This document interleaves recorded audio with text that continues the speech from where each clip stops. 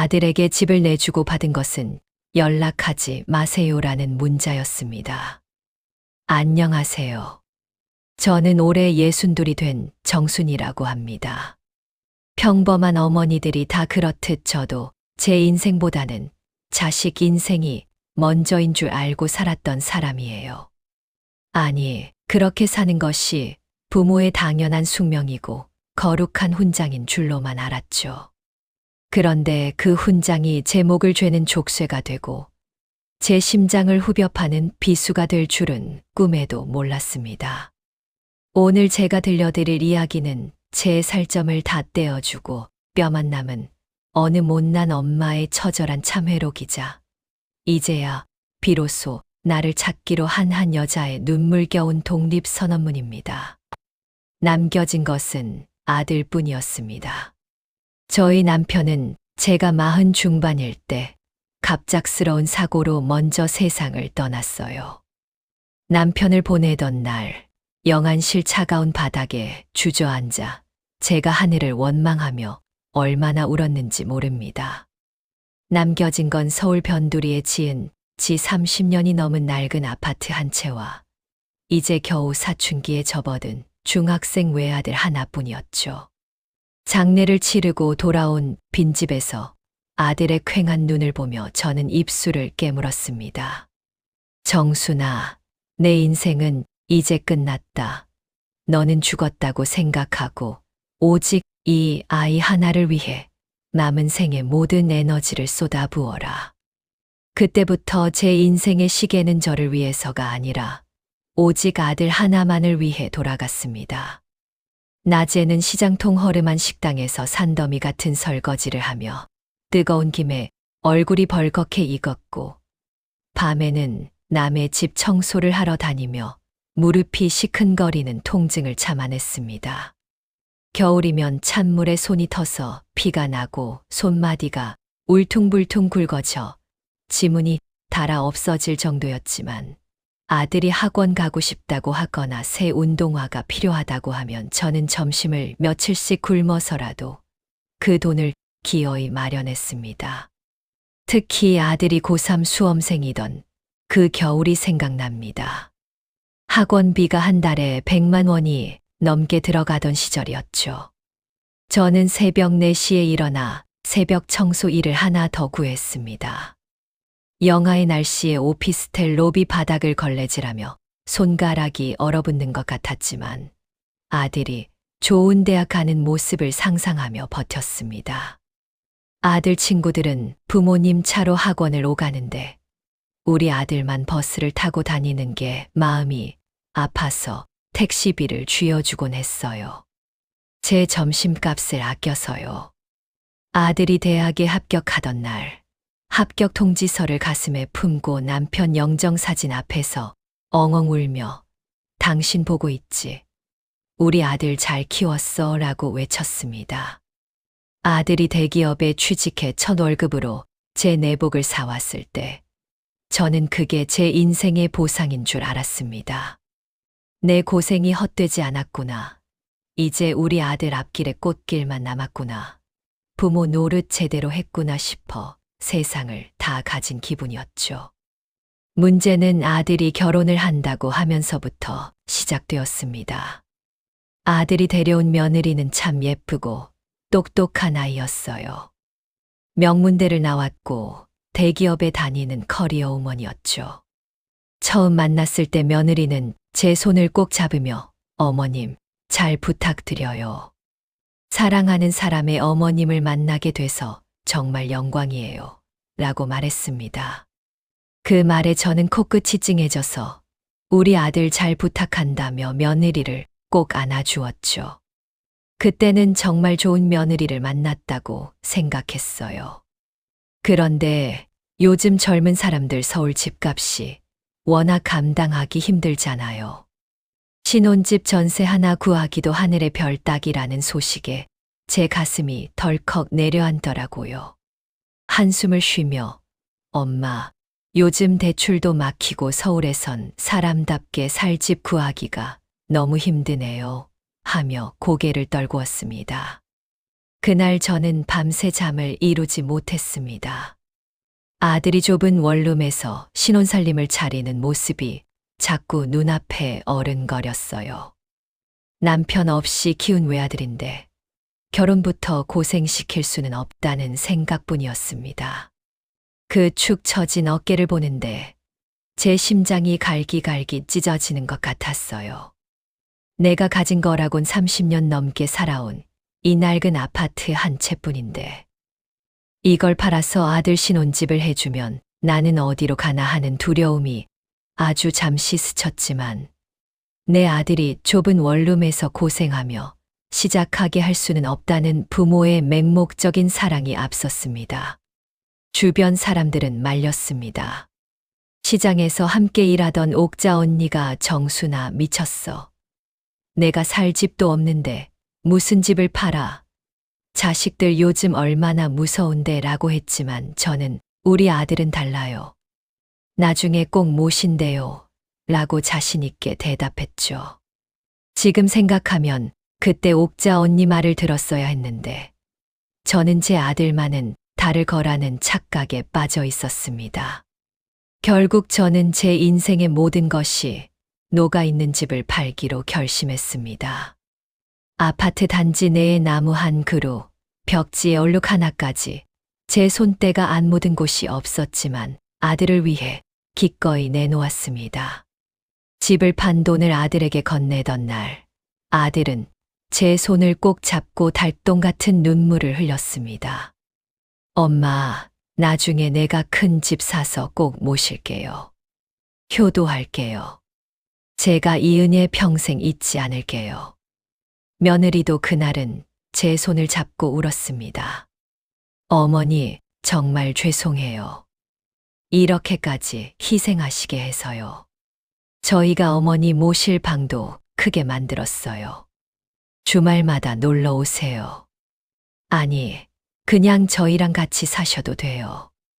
그 간절한 약속, 그 뜨거운 눈물을 의심하는 부모가 이 세상에 어디 있겠어요. 저는 아들이 마련한 강남의 번듯한 새 아파트 거실에 서서 내 집을 잃었다는 상실감보다 내 자식이 좋은 곳에서 대우받으며 산다는 기쁨에 취해 있었습니다. 34평 새 아파트는 제가 살던 낡은 20평 아파트와는 차원이 달랐어요. 넓은 거실, 깨끗한 주방, 햇살이 쏟아지는 베란다를 보며 우리 아들 이제 사람 됐네 하며 가슴이 벅차올랐습니다. 그리고 저는 아들 집에서 전철로 내 정거장 떨어진 곳에 허름한 지하 방으로 이사를 갔습니다. 눅눅하고 곰팡이 냄새가 나며 한낮에도 형광등을 켜야 하는 어두운 곳이었지만 제 마음은 환했습니다. 아들이 행복하면 그게 내 행복이지. 주말마다 아들네 가서 손주 재롱도 보고 맛있는 반찬도 해다 주면 되니까요. 월세 30만 원짜리 그 지하방은 여름엔 습기로 이불이 축축했고 겨울엔 외풍이 심해 난방비만 한 달에 10만 원이 넘게 나왔지만 저는 아들이 따뜻한 집에서 잘 산다는 생각에 견딜 수 있었습니다. 하지만 현실은 제 소박한 꿈을 비웃듯 너무나 차갑고 잔인했습니다. 이사를 하고 한 달쯤 지난 토요일이었습니다. 아들이 좋아하는 소갈비찜을 이틀 전부터 핏물 빼고 양념해서 정성껏 준비했습니다. 갓 지은 찰밥에 나물 몇 가지를 묻혀 무거운 반찬통을 들고 아들 집을 찾아갔습니다. 비밀번호를 알고 있었지만 그래도 예의가 아닌 것 같아 가슴을 콩닥거리며 초인종을 눌렀죠. 한참 만에 나온 며느리의 표정은 반가움보다는 당혹감, 아니 귀찮음에 가까웠습니다. 어머니. 연락도 없이 웬일이세요? 저희 지금 외출하려고 준비 중이었는데. 며느리는 평상복이 아니라 외출복을 입고 있었고 머리도 곱게 손질한 상태였어요.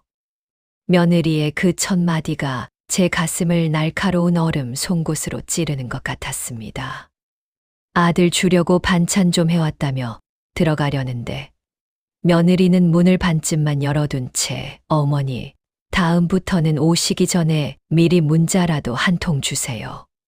저희도 저희 일정이 있고 프라이버시가 있거든요.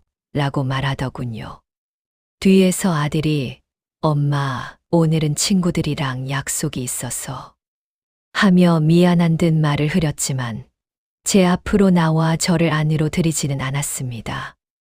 그날 저는 현관문 문턱도 밟아보지 못하고 무거운 반찬통만 며느리 손에 건네준 채 돌아섰습니다. 돌아오는 지하철 안에서 창문에 비친 제 늙고 초라한 얼굴을 보며 자꾸 눈물이 났습니다. 내가 해준 돈으로 산 집인데 나는 이 집의 주인도 아니고 귀한 손님도 아닌 그저 눈치 없이 찾아온 불청객이 된 기분이었죠. 전철 안에서 옆에 앉은 젊은 여자분이 할머니 괜찮으세요? 라고 물었지만 저는 고개만 끄덕이고 눈물을 닦았습니다. 그날 이후로 저는 아들 집에 연락하는 것조차 겁이 났습니다. 손주가 너무 보고 싶어 영상통화를 걸어도 아들은 엄마, 나 지금 회의 중이야.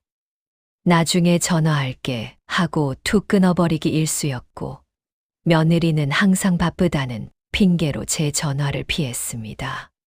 한 번은 손주 돌 사진을 SNS에서 우연히 보게 됐는데 저는 초대받지 못했더라고요. 며느리 친정 식구들은 다 있는 사진인데 저만 없었습니다.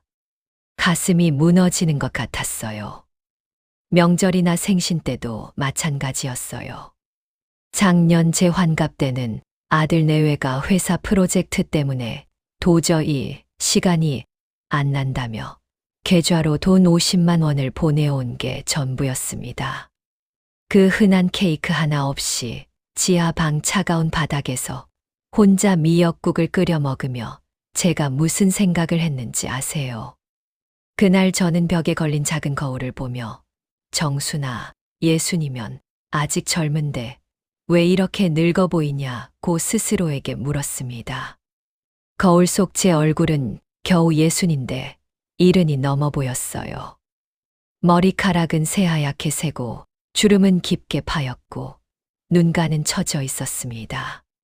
그래도 우리 아들 회사에서 인정받느라 바쁜 거니 얼마나 대견하냐. 내가 방해하면 안 되지 하며 저 자신을 속이고 또 속였습니다. 거울 속의 저에게 정순아, 괜찮아. 아들만 잘 살면 된 거야 라고 주문을 걸었지만 사실은 외로워서 가슴이 타들어가는 것 같았습니다. 밤마다 벽지에 핀 곰팡이를 보며 남편 이름을 부르며 소리 죽여 울었습니다. 한 번은 지하방에서 혼자 자다가 가위에 눌렸습니다. 꿈속에서 남편이 나타나 정순아, 내가 왜 그렇게 일찍 죽었는지 아냐? 너랑 아들이 이렇게 될 걸 보기 싫어서였어 라고 말하는 것 같았어요. 식은땀을 흘리며 깨어나 새벽 4시에 혼자 앉아 있는데 그 적막함과 외로움이 저를 집어삼킬 것 같았습니다. 결정적인 사건은 지난달에 일어났습니다. 아들이 독감에 걸려 크게 고생한다는 소식을 동네 아는 사람을 통해 건너 들었어요. 엄마 마음이 어디 가겠어요? 가만히 있을 수가 없더라고요. 며느리한테 전화하면 또 부담스러워할까봐 시장에 가서 가장 비싸고 싱싱한 전복을 사다가 정성껏 죽을 끓였습니다. 전복 한 마리에 10,000원이 넘었지만 아픈 아들 생각에 10마리를 샀습니다. 아픈 아들 입맛 돋우려고 며칠 전부터 매실 장아찌도 새로 담갔죠. 새벽같이 일어나 아들 집으로 달려갔습니다. 혹시나 자고 있는데 방해될까봐, 며느리 눈치 보일까봐 초인종도 안 누르고 문 앞에 죽통과 밑반찬을 살며시 놓아두고 왔습니다. 문 앞에 무릎을 꿇고 앉아 아들아, 엄마가 정성껏 끓인 거야. 꼭 먹고 나아라 하고 중얼거렸습니다. 돌아오는 전철 안에서 문자로 아들아, 엄마가 문 앞에 죽이랑 장아찌 두고 간다. 꼭 챙겨 먹고 기운 차려라. 사랑한다. 하고 남겼죠. 저는 아들이 고마워요. 엄마, 금방 나을게요. 라고 답장할 줄 알았습니다. 아니, 그렇게 믿고 싶었습니다. 그런데 1시간 뒤에 제 핸드폰으로 온 문자는 아들이 아닌 며느리가 보낸 것이었습니다. 그 문자를 읽는 순간 저는 제 눈을 의심했고 숨이 멎는 것 같았습니다. 어머니, 저희도 저희만의 사생활이라는 게 있어요. 아픈 사람 쉬어야 하는데 이렇게 불쑥 오시는 거 너무 스트레스 받고 힘드네요. 아들이 고마워하기보다 부담스러워한다는 거 정말 모르세요? 당분간 연락 좀 삼가주셨으면 좋겠어요. 이게 가족 간의 최소한의 예의 아닐까요? 문자를 읽고 또 읽었습니다. 손이 덜덜 떨려서 핸드폰을 차가운 바닥에 떨어뜨렸고 가슴에서는 짐승 같은 울음소리가 터져 나왔습니다. 사생활, 스트레스, 예의, 부담.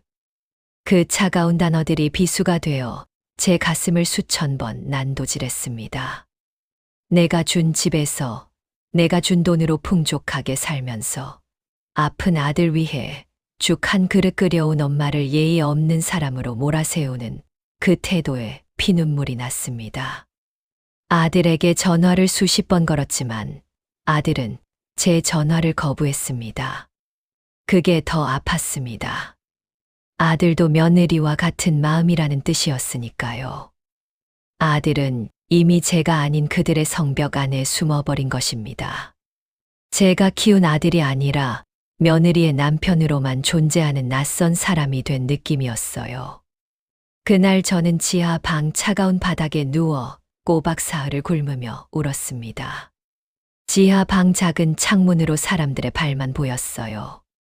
출근하는 사람들의 구두 소리, 등교하는 학생들의 운동화 소리.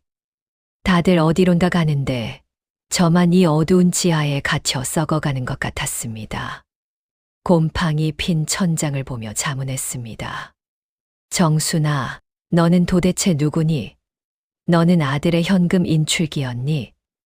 아니면 아들의 뒤처리를 해주는 소모품이었니?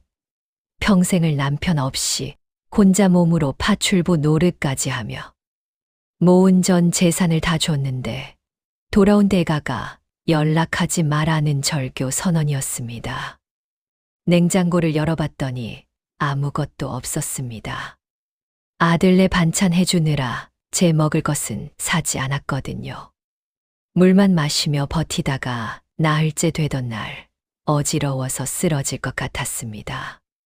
119를 불러야 하나 싶었지만 구급차가 와서 아들한테 연락이라도 가면 며느리가 또 뭐라고 할까봐 그냥 참았습니다. 그때 제 모습이 얼마나 비참했는지 모릅니다. 자식은 부모의 소유물이 아니라는 건 머리로는 알았지만 그래도 이건 인간으로서 할 짓이 아니잖아요. 저는 그제야 제가 신기루를 쫓고 있었다는 걸 뼈저리게 깨달았습니다.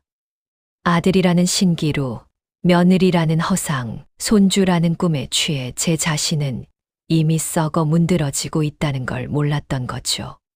30년 세월이 모래성처럼 허무하게 무너져 내렸습니다. 그때 제 오랜 친구 영숙이가 찾아왔습니다. 제가 전화를 안 받으니까 무슨 일이 생긴 줄 알고 달려온 거예요. 영숙이는 저와는 반대로 일찌감치 자식들 다 독립시키고 자기 인생 즐기며 사는 아주 야무진 친구였죠.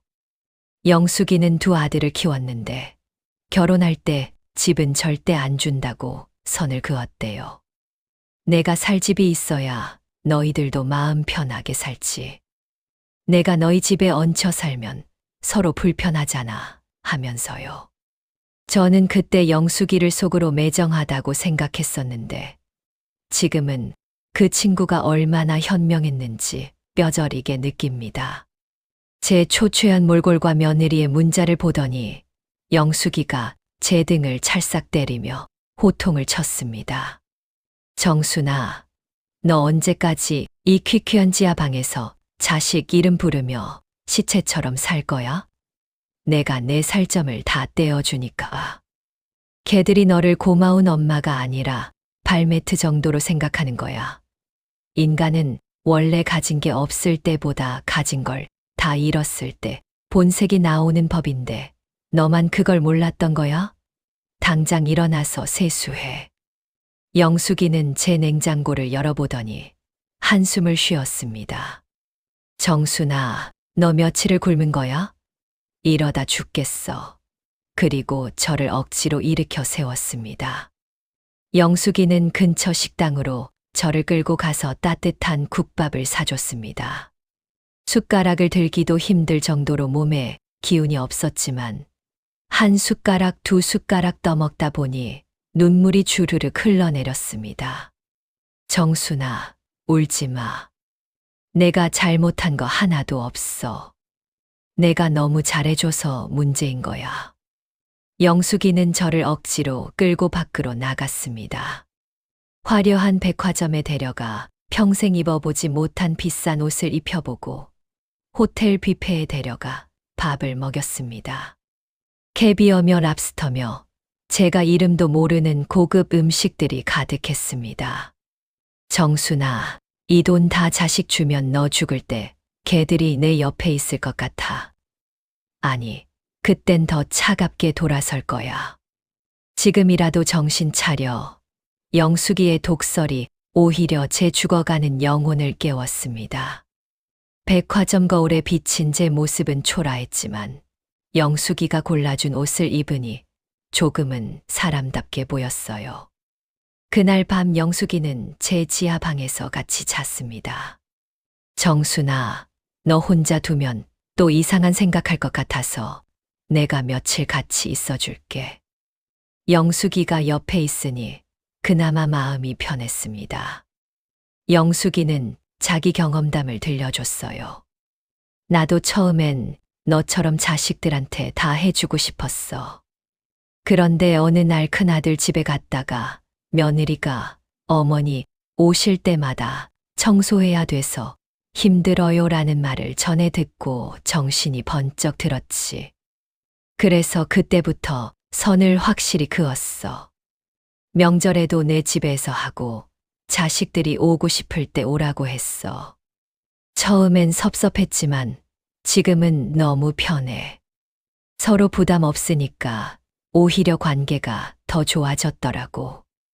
영숙이와 함께 바람을 쐬고 며칠을 고민한 끝에 저는 마음을 다잡았습니다.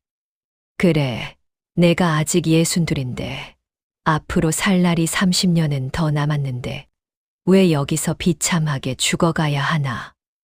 아들이 내 인생의 전부인 줄 알았는데 그건 내 착각이었고 내 오만이었다. 아들은 아들의 인생을 사는 것이고 나는 나의 인생을 살아야 한다.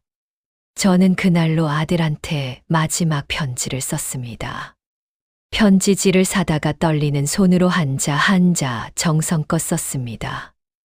아들아, 그동안 너를 위해 사는 것이 내 행복인 줄 알았다. 하지만 이제 너희 부부의 사생활을 존중해서 더 이상 연락하지 않으마. 내가 준 집값은 너를 향한 내 마지막 구걸이었던 셈치겠다. 대신 앞으로 나를 찾지 마라. 나도 이제 정순이라는 여자로 살아보련다. 너를 키운 30년은 오늘부로 졸업이다. 이제 내 번호를 지워라. 편지를 쓰면서 눈물이 멈추지 않았습니다. 하지만 이번에는 슬픔의 눈물이 아니라 해방의 눈물 같았어요. 편지를 봉투에 넣고 우체통에 넣는 그 순간 제 어깨에서 무거운 짐이 내려가는 것 같았습니다. 그리고 저는 집에 돌아와 아들과 며느리의 번호를 모두 차단했습니다. 손주 사진이 가득한 휴대폰 앨범도 지웠습니다. 손주 얼굴이 눈에 밟혀 심장이 도려내지는 것 같았지만 제가 살기 위해서는 그 독한 단절이 필요했습니다. 처음 일주일은 정말 힘들었습니다. 습관적으로 아들한테 문자를 보내려다가 번호가 차단된 걸 보고 멍하니 있곤 했어요. 손주 재롱 영상을 보려고 휴대폰을 켰다가 텅 빈 앨범을 보며 가슴이 무너지기도 했고요. 밤에 잠을 자다가 아들이 아프진 않을까, 손주가 어디 다치진 않았을까 걱정되어 벌떡 일어나기도 했습니다. 처음엔 마음이 허전하고 불안해서 밤잠을 설쳤어요.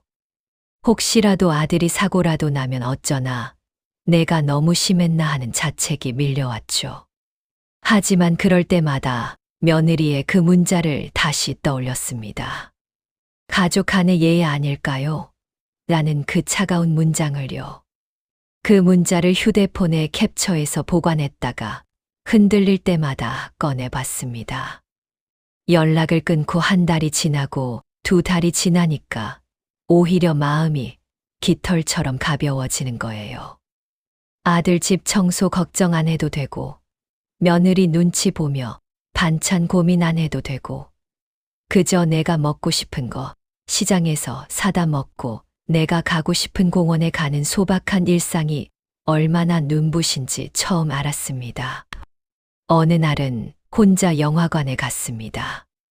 평생 영화관이라곤 아들 손 잡고 어린이 영화 본 게 전부였는데 62에 처음으로 제가 보고 싶은 영화를 봤어요. 로맨스 영화였는데 영화가 끝나고 나오는데 가슴이 뭉클했습니다. 나도 사랑받을 자격이 있구나. 나도 감정을 느낄 수 있는 사람이구나 하는 걸 깨달았어요. 저는 지하 방 보증금을 빼고 남편이 남겨준 작은 땅을 처분한 돈을 합쳐 경기도 외곽의 깔끔한 실버 주택으로 거처를 옮겼습니다. 작지만 햇볕이 잘 드는 방 한 칸과 마당이 있는 곳이었어요. 지하 방에서는 하루 종일 형광등을 켜야 했는데 새 집은 창문으로 햇살이 쏟아져 들어왔습니다. 이사 온 첫날 밤, 저는 창문을 활짝 열고 별을 봤습니다. 지하 방에서는 볼 수 없었던 별들이 총총히 빛나고 있었어요. 그곳에서 저는 새로운 세상을 만났습니다. 저처럼 자식에게 몽땅 털어주고 상처받은 분들도 있었고, 자식 없이도 당당하게 자신의 취미를 즐기며 사시는 분들도 있었죠. 윗집에 사시는 명자 씨는 70이 넘었는데도 매일 아침 조깅을 하시고, 아랫집 춘자 씨는 65에 피아노를 배우기 시작하셨대요.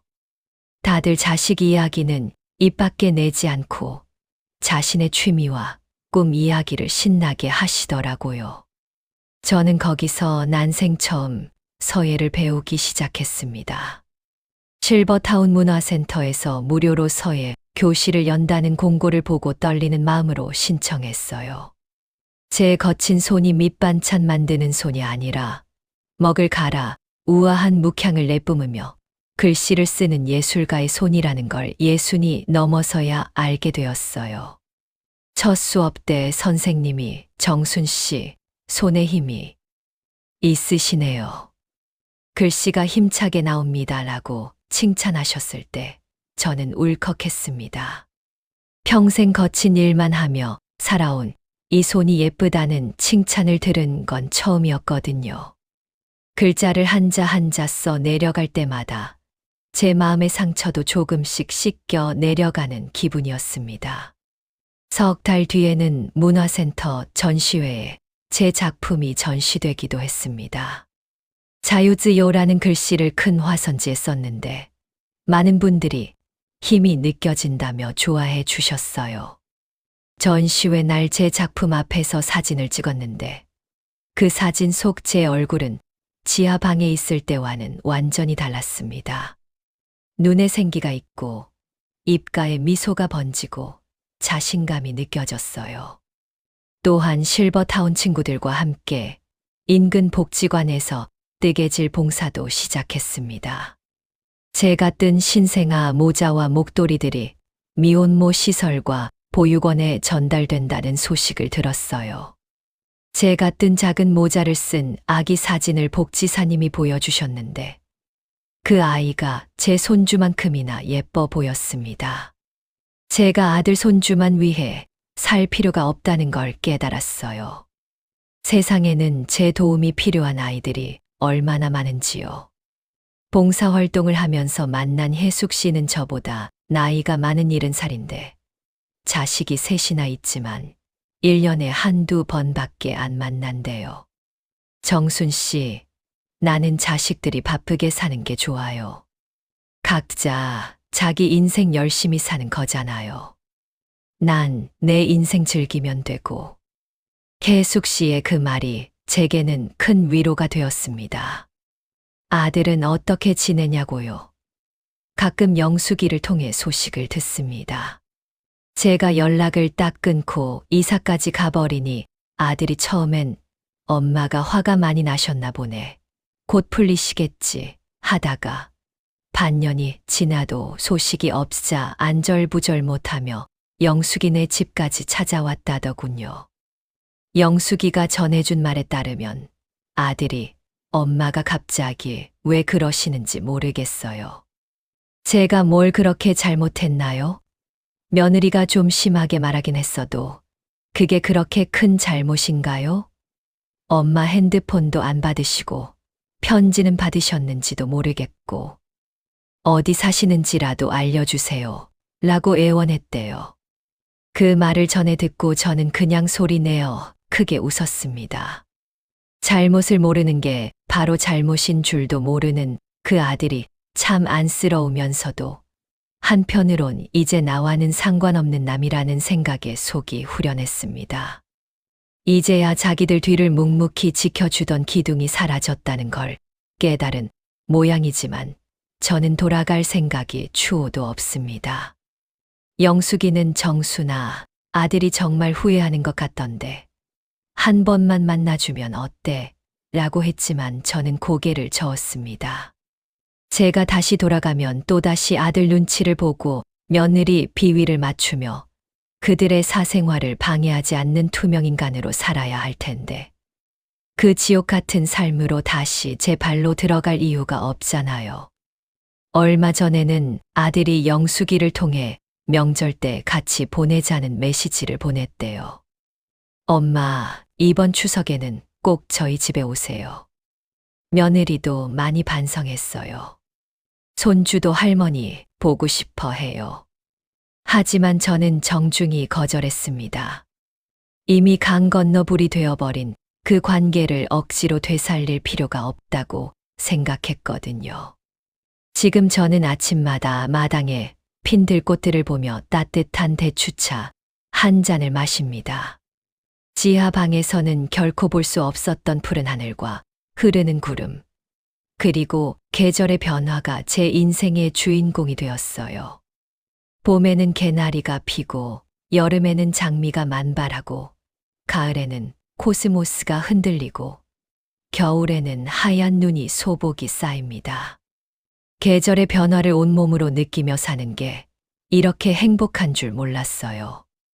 아침 6시에 일어나 마당에 물을 주고 가볍게 산책을 합니다.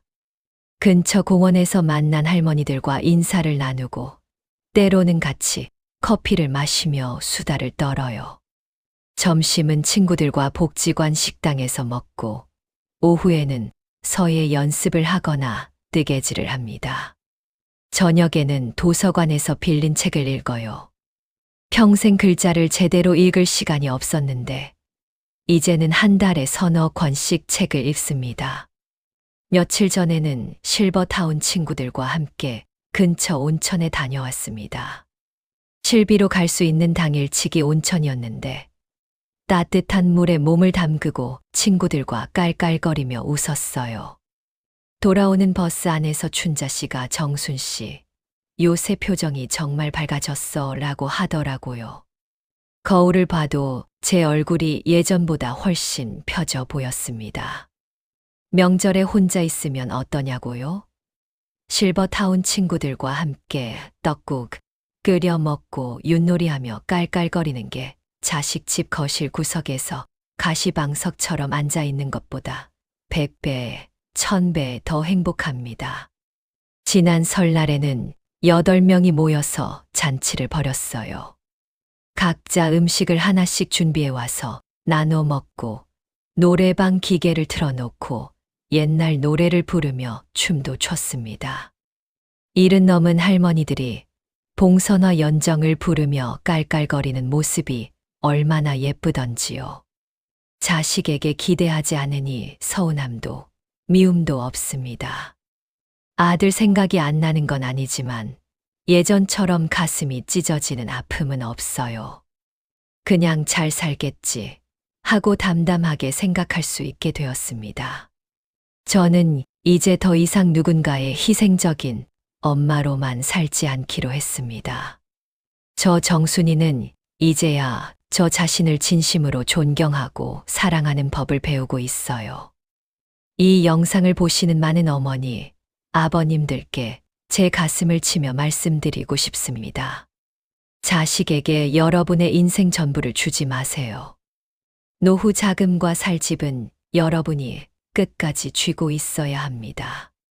집 한 채, 재산 전부를 자식에게 넘겨주는 순간 여러분은 존경받는 부모가 아니라 거추장스러운 짐이 됩니다. 자식은 부모의 희생을 처음엔 눈물로 봤지만 시간이 흐르면 그것을 당연한 권리로 여기고 어느 순간 그 희생이 부담스럽다며 여러분을 외딴 섬으로 밀어낼 것입니다.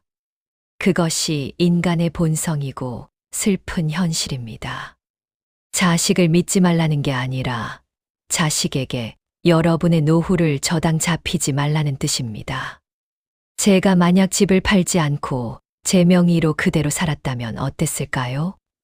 아마 아들 내외가 제 눈치를 봤을 겁니다. 제가 불편하면 아들이 곤란해질 테니까요. 하지만 제가 집을 다 줘버리고 지하방으로 내려간 순간 저는 아무런 협상력도 없는 빈손이 되어버렸습니다.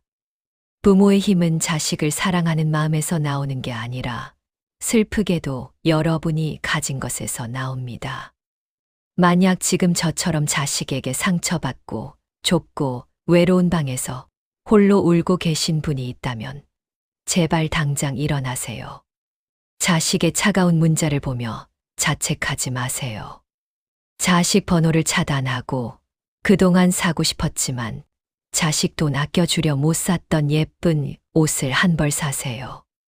맛있는 고기를 사서 여러분 자신에게 대접하세요. 여러분은 충분히 고생하셨고 이제는 나를 위해 돈을 쓰고 나를 위해 웃을 자격이 차고 넘칩니다. 늦지 않았습니다. 60도, 70도, 80도 나를 위해 살기 시작하는 그 순간이 인생에서 가장 빛나는 청춘입니다. 자식이라는 신기루에서 과감히 벗어나 진짜 여러분의 이름을 찾으시길 바랍니다. 저는 이제 사진기를 하나 사려고 합니다. 미선 씨 사연처럼 저도 제가 사는 이 조용한 마을의 풍경을 찍어서 간직하고 싶거든요. 봄에 피는 개나리, 여름 장마 뒤뜨는 무지개, 가을 단풍, 겨울 첫눈. 이 모든 순간들을 카메라에 담아 작은 앨범을 만들고 싶어요. 손주 사진으로 가득했던 제 휴대폰은 이제 제가 찍은 풍경 사진들로 채워지고 있습니다. 그리고 내년 봄에는 제주도 여행을 계획하고 있습니다. 평생 서울을 벗어난 적이 없는 제가 비행기를 타고 제주도에 간다니 상상만으로도 가슴이 두근거립니다. 실버타운 친구 5명이서 같이 가기로 했어요. 유채꽃밭에서 사진도 찍고 바다도 보고 맛있는 흑돼지도 먹으려고요. 며느리가 보낸 그 차갑고 잔인했던 문자가 제게는 감옥 문을 열어준 열쇠가 되었습니다. 그 문자가 아니었다면 저는 아직도 그 눅눅한 지하방에서 아들 전화만 기다리며 서서히 말라 죽어가고 있었겠죠. 이제 저는 진심으로 행복합니다. 어제 서예 선생님이 정순 씨, 이제 개인전을 한번 열어보시는 게 어때요? 라고 제안하셨어요. 1년 동안 쓴 작품들을 모아서 작은 전시회를 열어보자고요. 62의 제 인생 첫 개인전이라니 이게 꿈인지 생시인지 모르겠습니다. 아들 뒷바라지하며 설거지나 하던 제가 이제는 예술가가 되어 전시회를 연다니요. 며칠 전 마트에서 우연히 아들 또래의 젊은 부부를 봤어요. 남편이 아내를 다정하게 에스코트하고 카트에는 아기가 타고 있었죠. 잠깐 제 아들 생각이 났지만 예전처럼 가슴이 무너지지 않았어요. 그저 저 가족도 행복하겠구나 하고 미소 지으며 지나칠 수 있었습니다. 여러분도 남은 인생은 남을 위해서가 아니라 꼭 여러분 자신을 위해서 행복해지시길 저 정순이가 진심으로 응원합니다. 제 이야기가 누군가에게 작은 용기의 불씨가 되길 바라며 이만 줄이겠습니다. 여러분, 힘내세요. 자식보다 여러분 자신을 1000배, 10,000배 더 사랑하세요. 여러분의 인생은 이제 시작입니다. 60도 청춘이고 70도 청춘입니다. 우리 모두 우리 자신의 이름으로 우리 자신을 위해 당당하게 삽시다. 감사합니다.